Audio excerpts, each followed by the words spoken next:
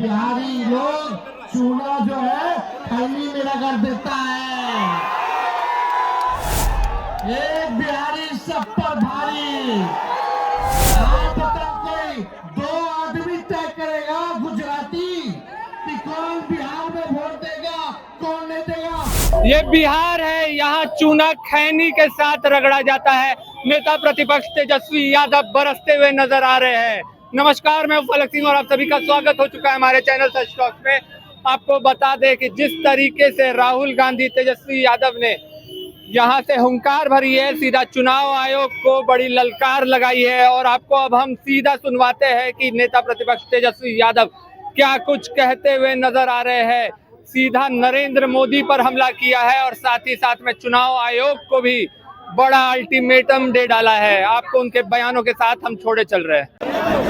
Voter अधिकार यात्रा में शामिल नरेंद्र मोदी जी के नाक में दम किए लोकसभा में प्रतिपक्ष के नेता बड़े भाई राहुल गांधी जी, भाई मुकेश सहनी जी, दीपांकर भट्टाचार्य जी, राजेश राम साहब जी, सम्राट विजय सम्राट जी और यहाँ शेखपुरा जिला से आए हुए, बरबीघा से आए हुए सभी लोगों का हम आज अभिनंदन करते हैं, स्वागत करते हैं। तेजस्वी आपको आदाब, प्रणाम, सलाम, नमस्कार करता है। और आप सब लोग यहाँ संविधान लोकतंत्र को बचाने के लिए एकजुट हुए हैं और भाजपा एनडीए की सरकार को खाल फेंकने के लिए एक हुए हैं और नया बिहार बनाना है जहाँ सबकी बात होगी, चाहे कोई हमारे जात के भाई हो, चाहे कोई वर्ग के हो, चाहे कोई धर्म के हो। अब बिहार 20 साल सह लिया। बिहार में गरीबी, बेरोजगारी, पलायन, शिक्षा, चिकित्सा सब चौपट। आप देखिएगा, न कोई कारखाना है, ना शुगर मिल खुल रहा है, ना कोई इंडस्ट्री आ रहा है। हमारे बिहार के नौजवान पढ़ लिख करके भी डिग्री लेकर के बेरोजगार है। बिहार सबसे युवा प्रदेश है इस देश का और इस देश के प्रधानमंत्री नरेंद्र मोदी जी ने हमारे बिहार के भाइयों की जवानी को बर्बाद करने का काम किया है। हमारी सरकार महागठबंधन की थी तो 5 लाख नौकरी तेजस्वी ने आप लोगों को, बिहार के लोगों को दिया था। अब जरूरत है पढ़ाई, दवाई, कमाई, सच्चाई, सुनवाई और कार्रवाई वाली सरकार देने का, जहां जनता की बात हो। आज पूरे बिहार में भ्रष्टाचार ही भ्रष्टाचार है। ब्लॉक चले जाइए, थाना चले जाइए, बिना घूस दिए हुए कोई काम नहीं होता है। अपराध बढ़ गया है, घोटाले ही घोटाले हो रहे। 80,000 करोड़ का घोटाला हुआ। बिहार सरकार हिसाब किताब नहीं दे रही है, इसलिए तेजस्वी और राहुल जी और महागठबंधन के हमारे तमाम नेता आपकी आवाज को बुलंद करने आए। लेकिन बरबीघा के दोस्तों, आप तो जानते हैं हमारे मुख्यमंत्री जी अब चेत अवस्था में बिहार से भागने योग्य नहीं रह गए। अब तेज रफ्तार से बिहार को आगे ले जाना है।